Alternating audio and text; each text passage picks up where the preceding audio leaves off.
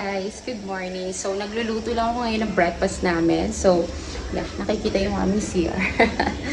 So, nagluto lang ako guys ng pancake. Then, magka-coffee at milk. Tsaka yung ating bread. So, yun lang guys. So, yeah.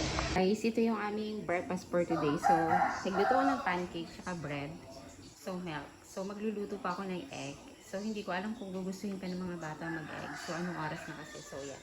Yan ang ating breakfast for today.